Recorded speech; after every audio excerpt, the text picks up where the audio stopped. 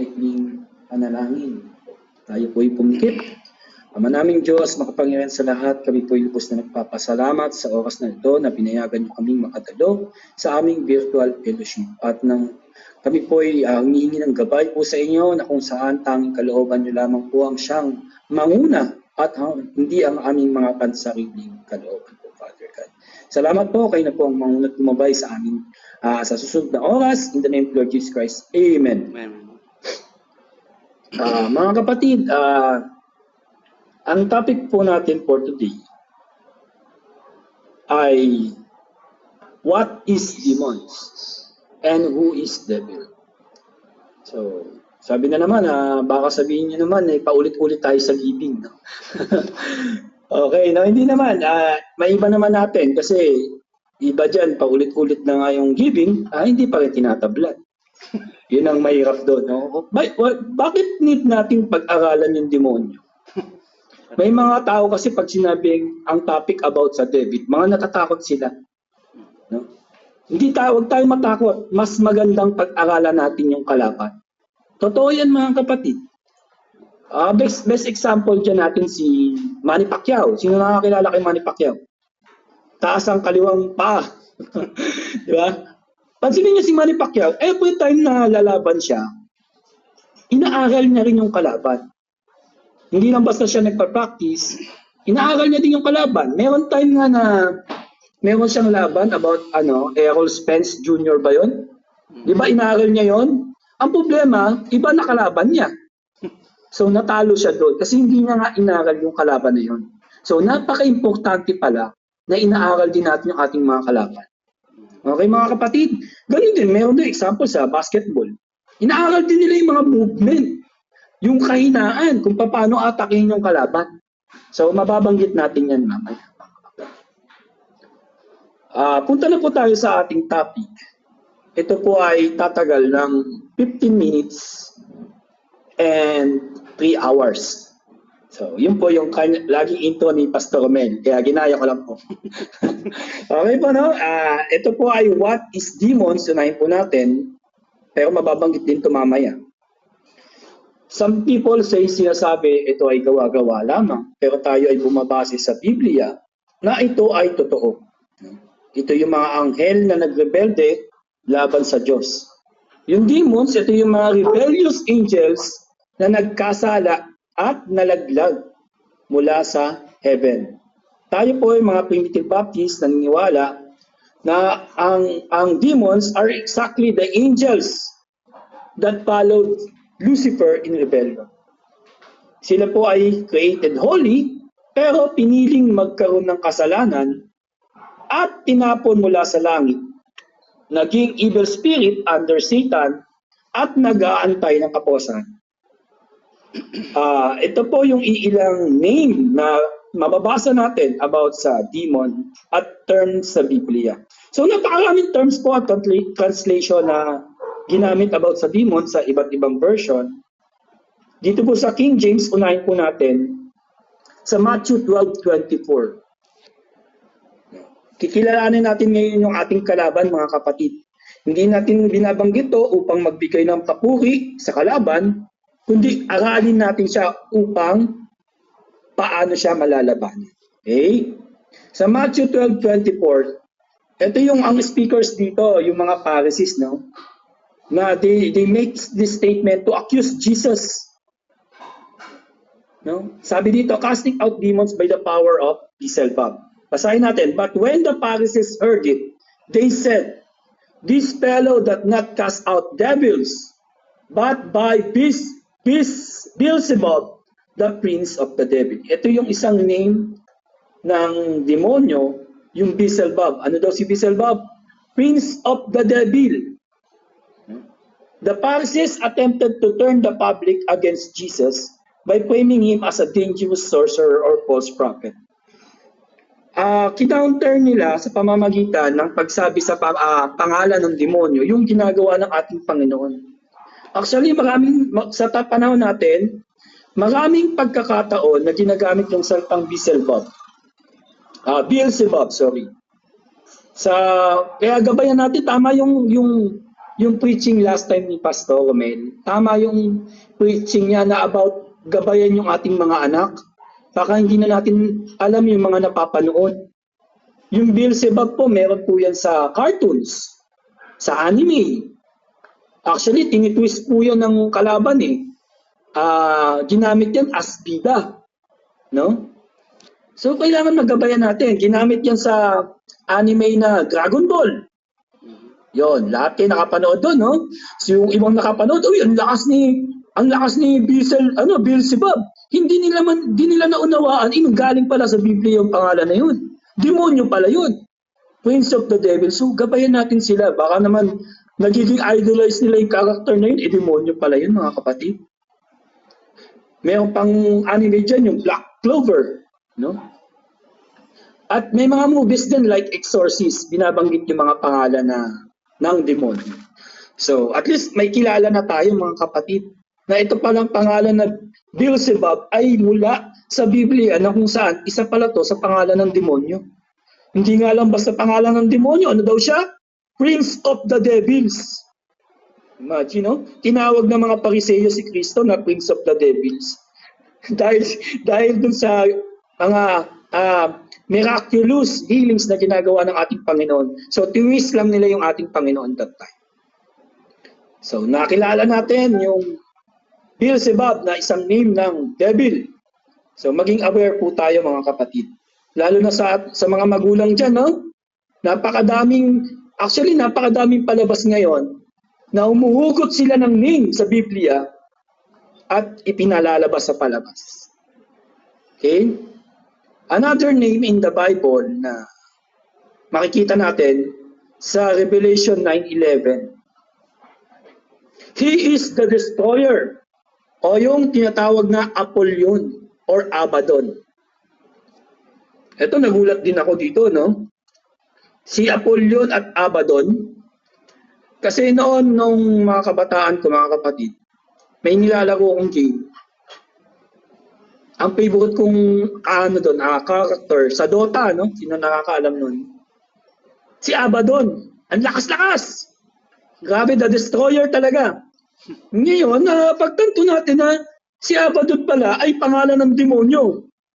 Imagine niyo na ina-idolize niyo yung character na yun. Basahin natin Revelation 9:11. Tinaguriang siyang the destroyer. And they had a king over them, which is the angel of the bottomless pit. Siya pala yung angel of the bottomless pit, whose name in the Hebrew tongue is Abaddon. In the Greek tongue, had his name Apollyon. Grabe, no? Maganda lang pakinggan yung pangalan. Pero kung uugatin mo talaga, pangalan pala ng demonyo. Hindi lang basta pangalan ng demonyo, mga kapatid. The Destroyer. Tingnan nyo ito mga kapatid. Revelation 9:11. Ang pangalan Abaddon. The Destroyer.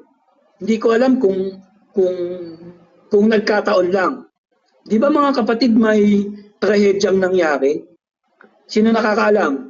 Alam niyo yung September 11, 9/11 tragedy? Yung Twin Tower sa World Trade Center? Di ba nagkumuho, ang napakadaming namatay? Hindi kaya Revelation 9:11 yan mga kapatid? Hindi kaya pinapakilala ng Biblia na ayun si Abaddon?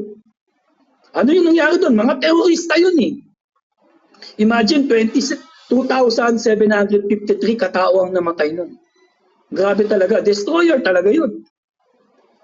Nagkataon lang ba na 9/11 nangyari yun at Revelation 9:11 din si Abaddon?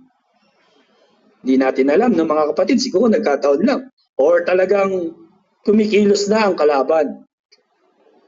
Okay, mga kapatid, no, walang mag-a-idolize sa pangalan ng kalaban. May mga post pa na tuwa-tuwa sila sa ganun. Next name na makikita natin sa Biblia, ito ang pinaka kilala, no? Yung kanina, yung kay Beelzebub at saka Abaddon, konti lang. Pero itong pinakakilala sa Isaiah 14:12. Isaiah 14:12, walang iba kundi si Lucifer. No? Tinagurian siyang pride of the morning star Dito sa Isaiah 14:12, si Prophet Isaiah states that Israel's sarcastic taunt song against the king of Babylon. Na kung saan mataas yung pride nito, mga kapatid, ng king of Babylon. At pwedeng ikabagsak nito ang bayan. No? Inahihiyan tulad ng mga Israel, yung kanilang hari ng king of Babylon kay Lucifer. Yung pride dito. Kaya sabi dito, "How art thou fallen from heaven, O Lucifer, son of the morning? How art thou cut down to the ground, which deeds weaken the nation?" No? Pinakilala siya dito, si Lucifer. Sa pamamagitan ng pagantulad dun sa kanilang hari, na ganito si Lucifer, napakataas ng pride nito. At kapag mataas ang pride mo, pwedeng humina, no? Ang bayan. Actually, sa panahon natin, kilalang kilala ang pangalan Lucifer. May mga magulang pa nga na nag-idolize kay Lucifer. Bakit kaya hindi na lang natin pagbatiin si Kristo at saka si Lucifer? Kaya ang pinangalan sa anak, Christopher. Di ba? May mga ganyang magulang. No? Naniloloko lang nila yung mga ganon-ganon. So, pag-idolize po yun. Idolatry po yun. Ginagawa nilang science fiction ng Biblia. May mga palabas din na ginagamit ang pangalan ni Lucifer. Napakadami. Yan ang pangalan ng demonyo na napakadaming palabas ginagamit. No? Yung ibang palabas pa nga dyan, nagiging bida si Lucifer. Kaya aware dapat tayo dyan, mga kapatid. Baka kahit ang ending ng palabas, si Lucifer nanalo, palakpakan pa rin tayo. So, aware tayo dyan, baka ginagamit yan, yung panonood natin ng kailangan talagang mabantayan natin na ginagamit pala ng kalaban. Punta naman tayo, mga kapatid, sa terminology and names. Yung Satan, yan talaga laging nababanggit, at saka yung devil.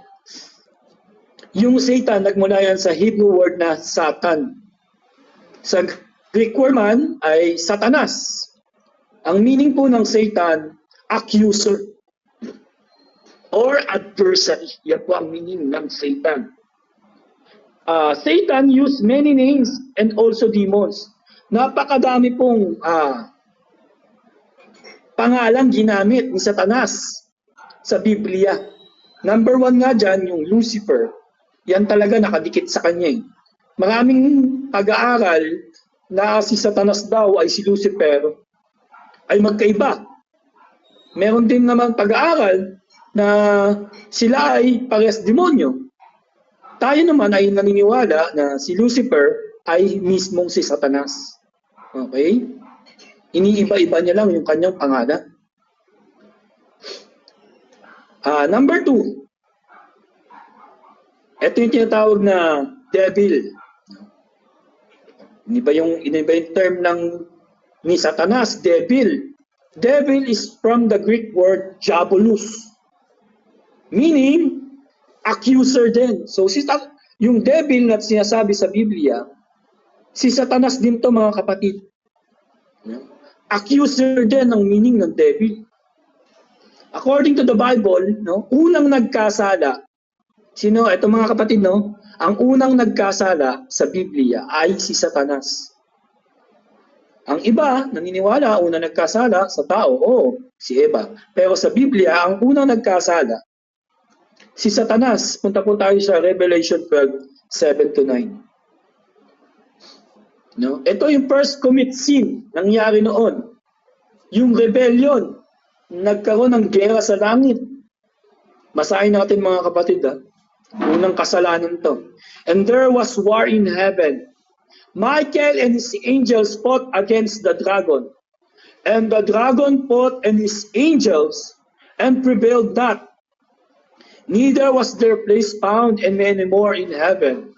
And great dragon was cast out, that old serpent, called the devil." Tinawag na siyang devil. "And Satan, which deceiveth the whole world. He was cast out into the earth, and his angels were cast out with him." Tinawag siyang demonyo, yung unang nagkasala. Yung nakipaglaban sa langit. Ganyan, sundan natin ito, mga kapatid. Yung unang nagkasala, at tinawag na devil sa 1 John 3:8. Punta po tayo, no? 1 John 3:8. Sabi dito, he that committed sin is of the devil. Pinapakilala si Satanas na devil. For the devil sinned from the beginning. Tingnan nyo, nagkasala siya sa simula. For this purpose, the Son of God was manifested, and that he might destroy the works of the devil. Yun pala mga kapatid. Kung bakit nagkasala, yun ang purpose. Unang nagkasala si devil. Ito maraming debate na sino daw ang may gawa ng kasalanan. Hindi ba alam ng Diyos na magkakasala? Hindi siya ang may gawa, pero hindi, no? Question. May mga question. Di ba ang Diyos ang may gawa ng mali? Ang sagot mga kapatid, hindi po. Kailanman, hindi po gumawa ng mali ang Diyos.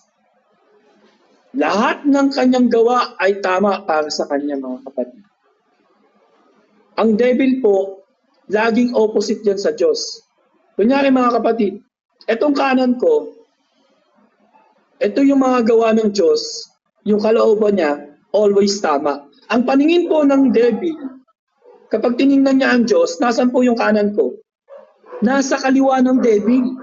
So ang ginagawa ng devil, nililipat niya sa kanyang kanan. Lagi niyang ino-oppose ang Lord. So, siya yung tinatawag na ang ginagawa ng Diyos ay lahat tama para sa kanya, no? So hindi ho siya yung gumagawa ng mali. Hindi ho siya yung author. Hindi ho siya yung naka-invento ng mali. Kasi ang Diyos po mga kapatid, hindi po yan nanunukso. Hindi po siya nanunukso. Sino ang nanunukso? O sige, tingnan natin mga kapatid. Sa James 1:13, para malaman nyo kung sino ang nanunukso. Sabi dito, let no man say when he is tempted, I am tempted of God. For God cannot be tempted with evil, neither tempted he any man. Huwag sino man ang magsasabi kapag natutokso siya. Ako ay tinutokso ng Diyos. Ayan mga kapatid kapag natokso kayo, huwag niyong sasabihin, tinukso kayo ng Diyos. Sapagkat ang Diyos ay hindi matutokso ng kasamaan.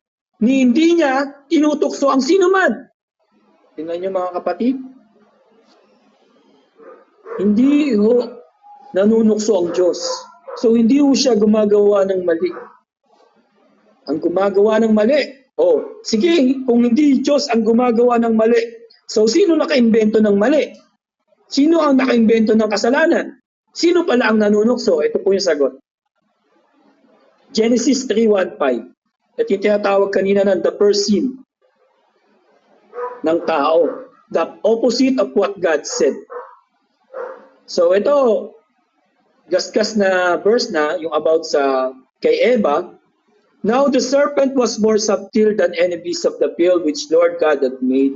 And he said unto the woman, yea, hath God said, you shall not eat every tree of the garden. And the woman said, si Eva, said unto the serpent, we may eat the fruit of trees of garden, neither shall you touch it, lest ye die. Sabi dito. And God said, you shall not eat, neither you shall touch it, lest ye die. Ito na, sabi ng serpent. Kaya mga kapatid, ang demonyo po ang nanunukso. Tingnan nyo And the serpent said unto the woman, who shall not surely die. Tinutoksoan niya, no? For God doth know that in the day that ye eat thereof, then your eyes shall be opened, and you shall be as gods, knowing good and evil. Ngayon mga kapatid, sino ang nanunukso? Walang iba kundi ang demon. At least kilala natin siya. Kailanman hindi ho tayo tutuksohin ng Diyos. Ang demonyo po ang tumutukso sa atin. Makikita natin sa verse na to, laging laging sumasalungat ang demonyo sa sinasabi ng ating Diyos. No? Actually, hindi naman talaga sila namatay. No? Physically, namatay sila spiritually. Yun ang hindi alam ng demonyo. Yun ang mamamatay lang pala, spiritually. Totoo kasi, sinungaling naman talaga ang demonyo. Inuuto niya lang tayo or tinutukso niya lang tayo. Sinungaling siya, dakilang sinungaling. Totoo yan. Sa John 8:44, tingnan natin, basahin natin. John 8:44. Ang nagsalita dito sa ang ating Panginoong Hesus, speaking directly to the group of opposing Pharisees and Jewish religious leader. No? Kinumpuanta niyo itong mga hipokritohan nila, telling them na para silang mga children ng devil dahil nire-reject nila yung truth, no? At gusto siyang patayin. Sabi dito sa 44, you are of your father, the devil, sabi ng ating Panginoon. And last of your father you will do. He was a murderer from the beginning. Tingnan nyo, mamamatay tao to siya Satanas eh. And abode not in the truth because there is no truth in him. Pag nanunukso pala siya, pag tinutukso pala tayo ng Diablo, walang katotohanan sa sinasabi niya. When he speaketh a lie, he speaketh of his own. Tingnan nyo to, for he is a liar and the father of it. Ngayon, sino father ng kasinungalingan? Walang iba kundi si Satanas, mga kapatid. Amen? At least kilala natin kapag may nagsisinungaling. Nako, ano yan ang Satanas? Gawa ni Satanas yan. Number 3 na mga pangalan na makikita natin, ito yung tinatawag na serpent or old serpent. No? Ibig sabihin ng serpent, he is the deceiver. No? Ang Diablo po ay manlilinlang. Katulad na nangyari kanina sa Genesis 3. Ninilinlang niya si Eva. Pero punta po tayo dito sa Revelation 12:9. Sabi dito, and the great dragon was cast out, and that old serpent called the devil and Satan, which deceiveth the world. Tingnan niyo ito mga kapatid, no?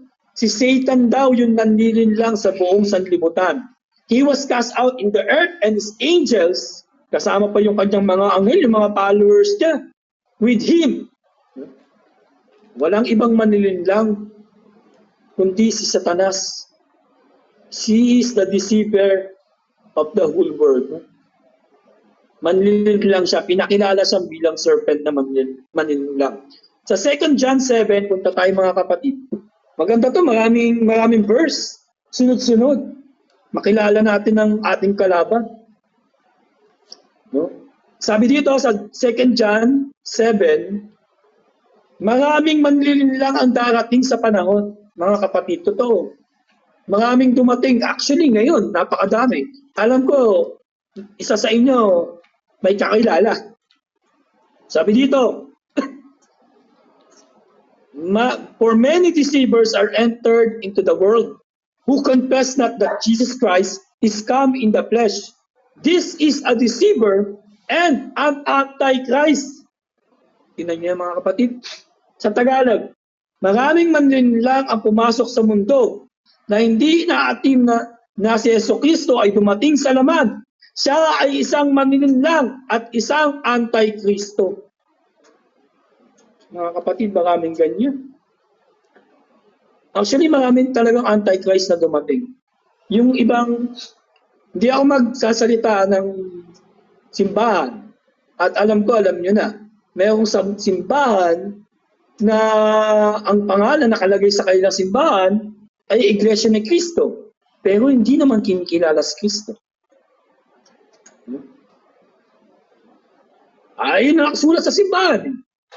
Meron dyan mga namumuno sa kanila, sinasabing anghel. Diba? Sinasabing anghel. Yung kanilang leader. Example dyan yung incorporated. Parang binanggit ko na rin yung parang binanggit ko na rin pala yung nakalagay, no? Meron dyan, manliling lang, deceiver. Meron dyan isang religion na yung leader ay nagpapanggap na siya yung anak ng Diyos. At nakakulong na. Maraming ganun, mga kapatid. So, deceiver yan. So, act yan ng demonyo. Number 4, mga kapatid. Ang devil po, mga kapatid, nagpapanggap din yan bilang the temper Tingnan niyo to ha, the temper or temptation. So, pag ikaw pala ay natatempt, isang pangalan pala yan ng demonyo, mga kapatid. Kapag ikaw ay nagkakaroon ng temptation. Ito ay isang pangalan ng Diablo na hindi niya sinasabi na siya ang Diablo, yung temptation. Yun. Actually, may pangyayari sa Biblia kay Jesus sa Matthew 4, 1 hanggang 11. So ito maganda itong pangyayari. Ang Diablo ay nagpanggap na temptation at siya mismo yon. Then Jesus led up the spirit into the wilderness to be tempted of the devil. And when they has fasted 40 days and 40 nights, he was afterward anhungered. Nagugutom siya, so natitempt siya. And when the tempter came to him, he said, if thou be the Son of God, sabi ng temptation, devil, command these stones be made bread. Sabi, mga bato ay gawing tinapay.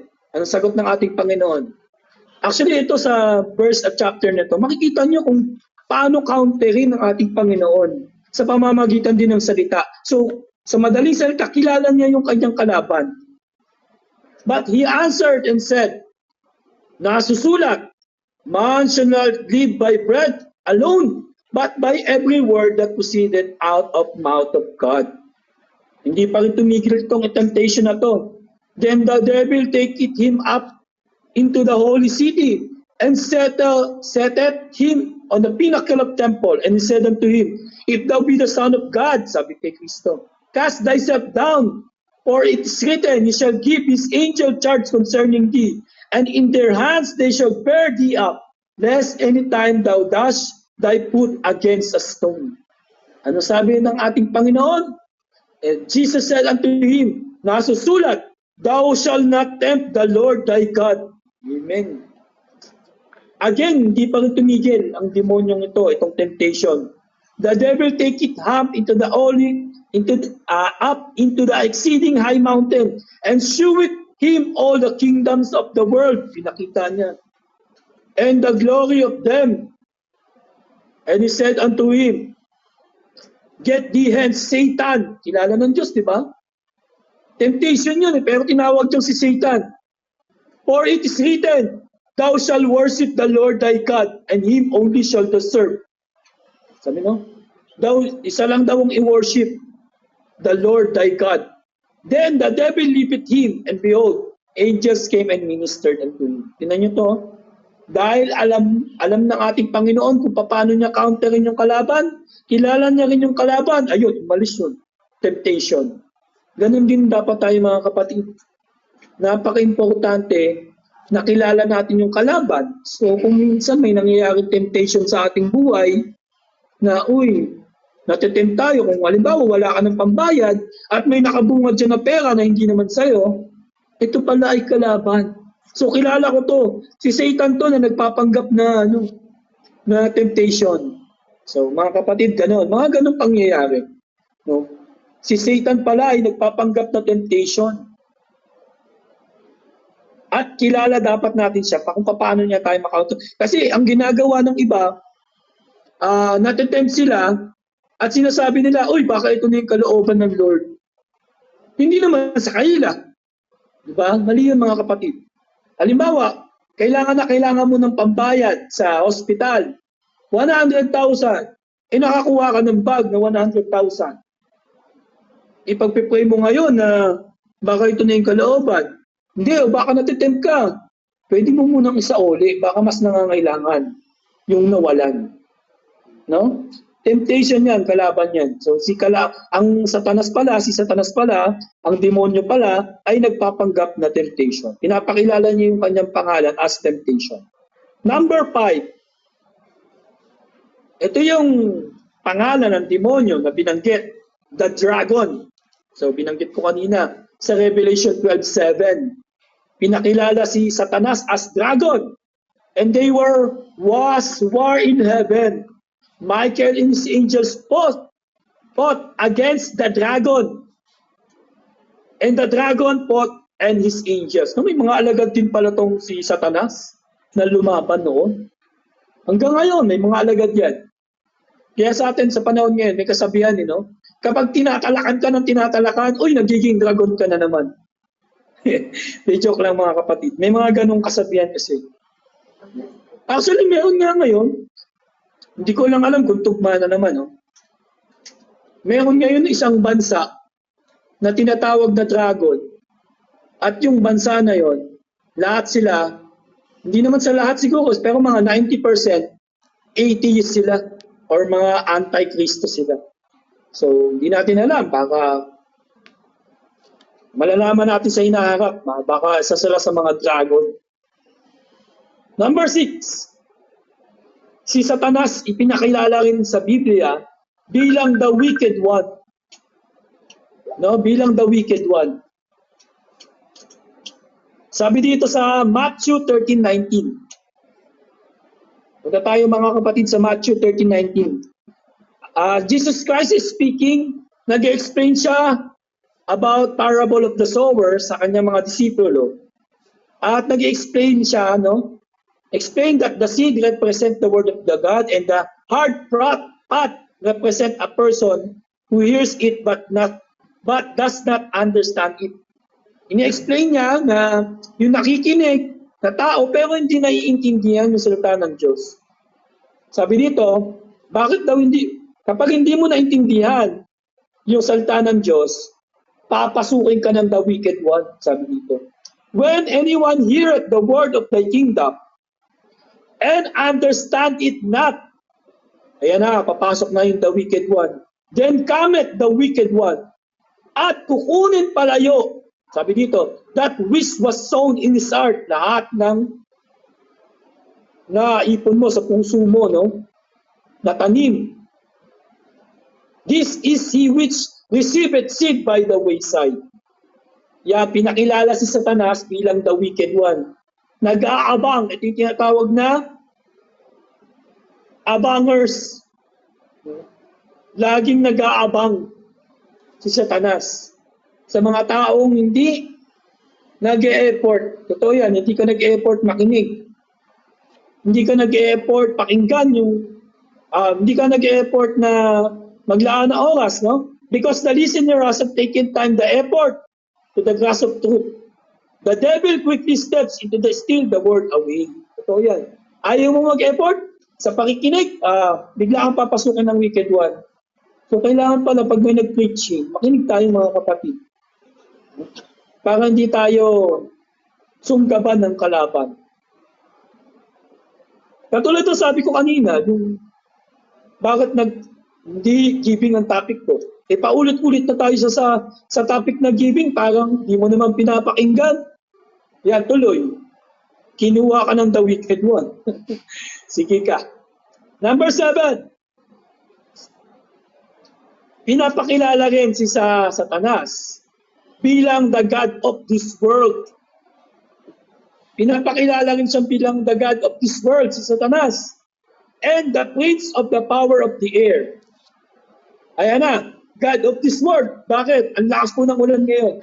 Ewan ko, nawa mga kapatid, naririnig niyo pa po yung sinasabi ko. The God of this world. 2 Corinthians 4:4. Yan, nakikinig niyo pa po mga kapatid, Ang Diyos ng mundong ito ay si Satanas. Sa 2 Corinthians 4 verse 4. Yung mga hindi naniniwala pala sa salita ng Diyos, yun pala ay hawak ng Diablo, yung kanilang mga isip. Basahin natin. In whom the God of this world hath blinded the minds of them which believe not, lest light of the glorious gospel of Christ, who is the image of God, should shine unto them. Na sa kanila, pinananakawan ng Diyos ng mundong ito ang mga isipan ng mga hindi naniniwala. Sa madaling salita, yung hindi naniniwala kay Kristo mga kapatid, hawak pala ng Diablo yung kaisipan. Kasi siya yung God of this world mga kapatid. Makikita naman natin sa Ephesians 2:2. Ang Diablo, tinawag din siyang the prince of the power of the air. Si Apostle Paul nagsasalita sa Ephesians 2:2. At nagsulat siya sa church ng Ephesus upang reminds them that before coming to faith in Christ, they lived dead in sin. Sabi dito ni Apostle Paul, where in time past you walked according to the course of this world, according to the prince of the power of the air, the spirit that worketh that in the children of disobedience. No? Ito yung sinasabi ni Apostle Paul na demonic force of the devil. The active spiritual influence of the devil controls and motivates of unbelievers who reject the gods of truth. Si devil pala, tinaguri ang power of the air. Siya pala yung nag-i-influence at nagmo-motivate sa mga unbelievers, mga kapatid. Okay? Number 8, pinapakilala rin yung ating kalaban sa pangalan ng tinatawag na unclean spirits. Sa Mark 6:7. Ang ating Panginoon nagsalita dito, at He is commissioning His 12 disciples. Nag-organize sila, them into pairs, giving supernatural authority para magpalayas ng mga demonyo. Sabi dito sa Mark 6:7, and He called unto Him the 12, and began to send them forth by 2 and 2, and gave them power over unclean spirits. Mga kapatid, yung mga masasamang espiritu pala na ito ay demons. Pinakilala rin ng mga demonyong ito sa pamamagitan ng unclean spirits. Mga demonyo pala ito. Number 9, pinakilala rin yung mga demonyong ito sa pamamagitan ng legion. Mark 5:9.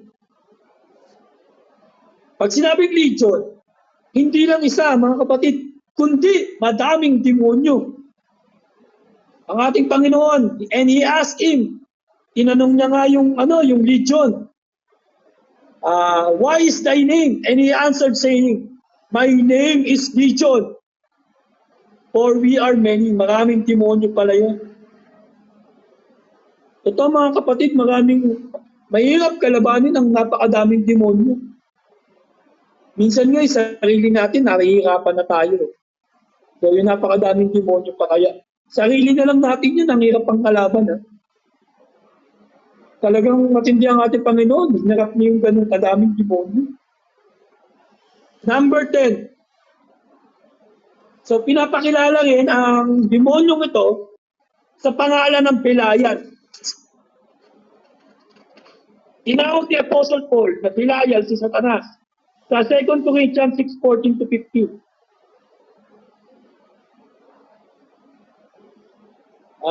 Nasusunod po mga kapatid, 2 Corinthians 6:14-15. Sabi dito, ang tinawag ni Apostle Paul na Belial si Satanas. Ang punto niya dito, paano ito magkaka-harmony? Yung mga believers and unbelievers. Ang mga Kristiyano sa non-Christians. No? Sabi niya dito, be ye not unequally yoked together with unbelievers. For what fellowship hath righteousness with unrighteousness? And what communion hath light with darkness? And what concord hath Christ? Tinawag niya ang Satanas with Belial.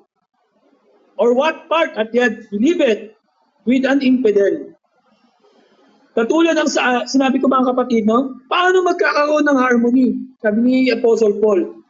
Paano magkakasundo yung mga alagad ng Diyos, yung mga tao ng Diyos sa mga unbelievers? Ang katotohanan ng si Satanas, yung Belial, ang katotohanan laging opposite yan. So hindi magkakaroon ng harmony. Kaya binabalaan niya ang mga Kristyano na be ye not unequally yoked together with unbelievers. No? 11. No? So, 11. Pinakilala rin ng demonyo bilang Leviathan. Ito yung tinatawag na absolute chaos of evil, the king of pride, a monster. Sa Isaiah 27:1. Sabi ni Prophet Isaiah, declaring ultimate divine prophecy, pinakilala si Satanas bilang Leviathan. In that day, the Lord with his sword and great and strong sword shall punish Leviathan, the piercing serpent, even Leviathan, that crooked serpent, he shall slay the dragon that in the sea. Pinakilala lang naman dito. Para kasi nabibilib kayo sa word na Leviathan, si Satanas pala yun. Kaya tinan nyo, daming movie ngayon na lagi may Leviathan. Lalo na sa mga sci-fi movie, may Leviathan. Laging nang gugulo, si Satanas yung mga kapatid. Laging example yung Leviathan.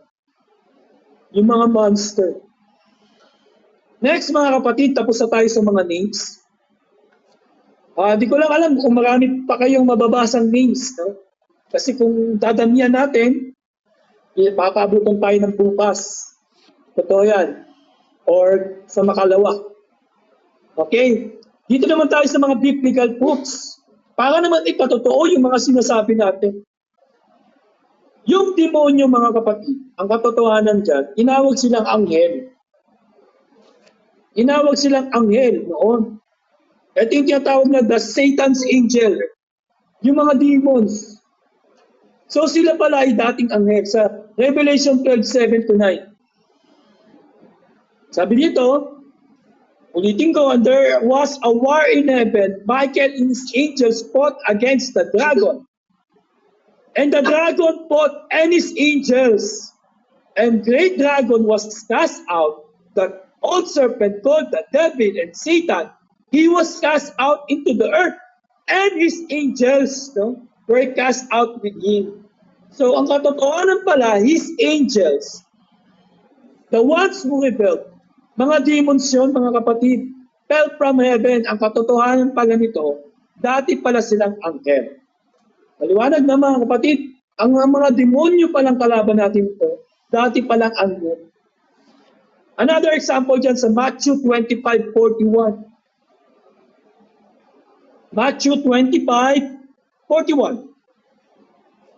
Sabi dito, depart from me, ye cursed, into everlasting fire, prepared for the devil and his angels. Tingnan nyo ito mga kapatid prepared for the devil and his angels. Ang katotohanan ito, yung sinasabi sa 25:41, sila pa rin yun. Same group pa rin sila.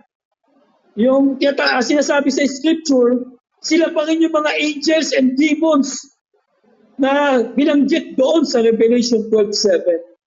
Sila pa rin yun.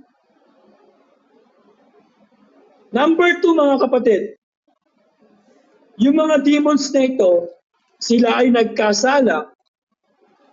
Actually, sila ay nakatira sa heaven at sila ay binagsak dito sa lupa. Ito yung number 2. Sila ay nagkasala, sila ay nakatira sa heaven at binagsak sila sa lupa. Ito mga demonyong ito. Punta tayo sa 2 Peter 2:4. Patunayan natin na itong mga angels na to ay dati palang nakatira sa langit. For God spared not the angel that sinned, but cast them down to hell, and delivered chains of darkness to be reserved unto judgment. No? Nilagay lang pala sila dito sa lupa. Saan sila nanggaling? Sa Jude 6:1. Jude 6:1. Sabi sa 2 Peter 2:4, sila ay nagkasala at inapon dito sa lupa. Saan naman sila galing? Sa Jude 6:1. And the angels skip not their first state. No? Hindi nila nakip yung kanilang first state. But let their own habitation. Iniwan daw nila yung kanilang habitation sa heaven. He hath reserved and with everlasting change under the darkness unto the judgment of the great day.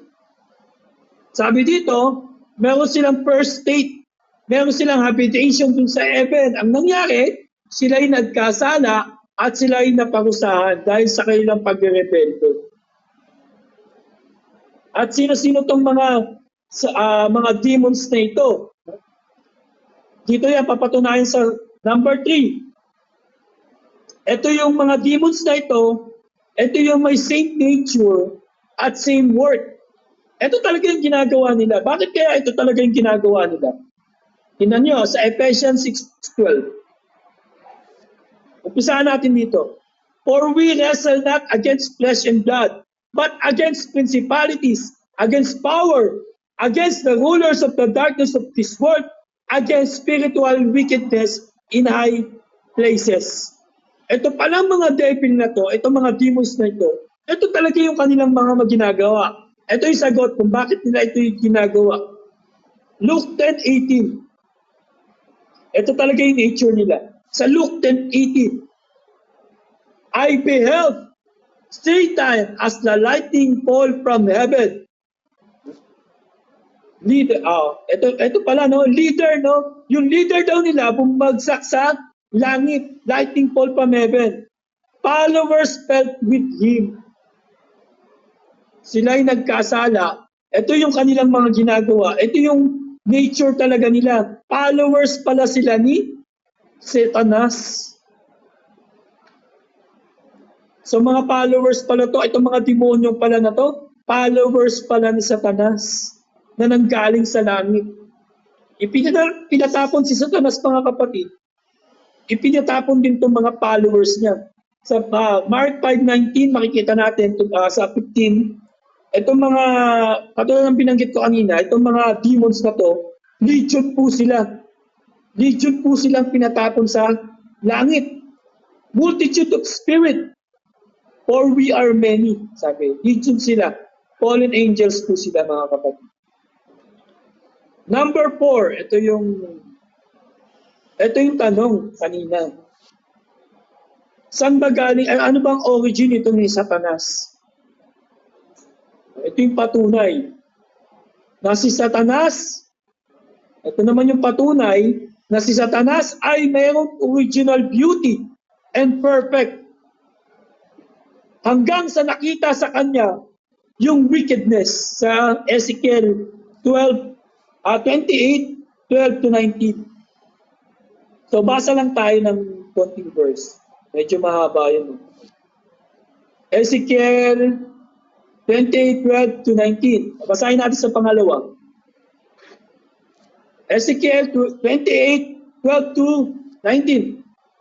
Dito tayo sa 13. Thou hast been in Eden of garden, and every precious stone was thy covering, the sardius, topaz, the diamond, the beryl, the onyx, and the jasper, sapphire, the emerald, and the copper and gold, the workmanship of tabrets, and thy pipe was prepared in thee in the day that thou wast created.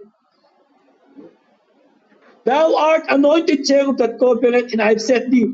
Thou wast upon the holy mountains of God, that hast walked up and down in the midst of the stones of fire. Thou wast perfect in thy ways from the day that was created. Perfect thou, Satanas? Till iniquity was found in thee. Mga kapatid, hanggang sa nakitaan si Satanas ng wickedness. No? Napaka-original beauty pala ni Satanas, mga kapatid. Siya ay perfecto. Hanggang siya ay nakitaan ng kasamaan.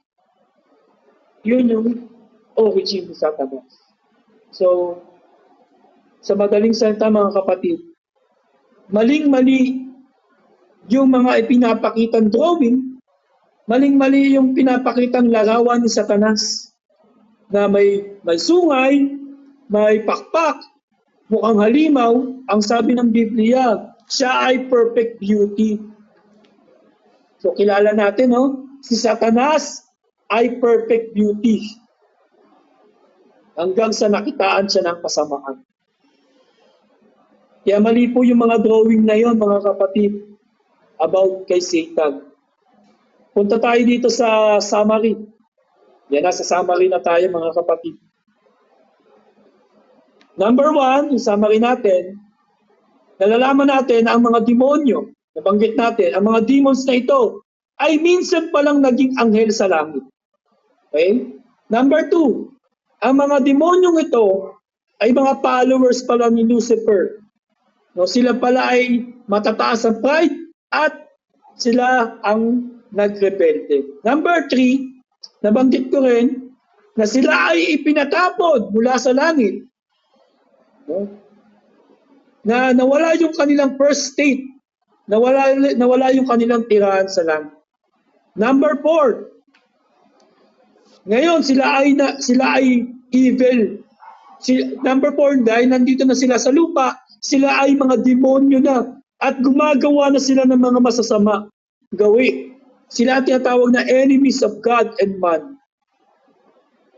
Number 5, ito yung question.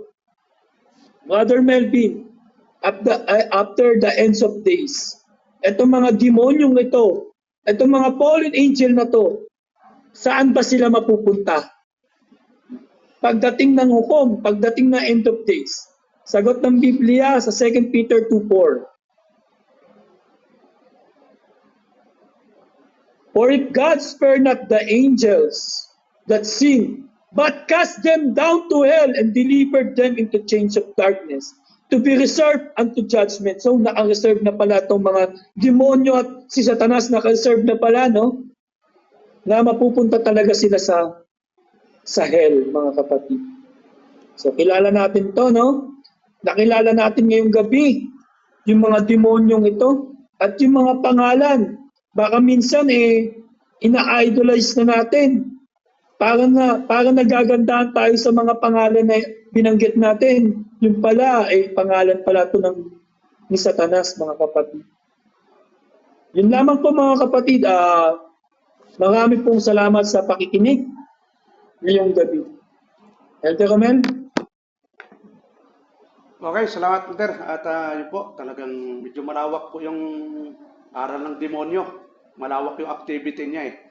Kaya kailangan ingat-ingat, lalo na po sa mga bata, lalo na nga open yung mga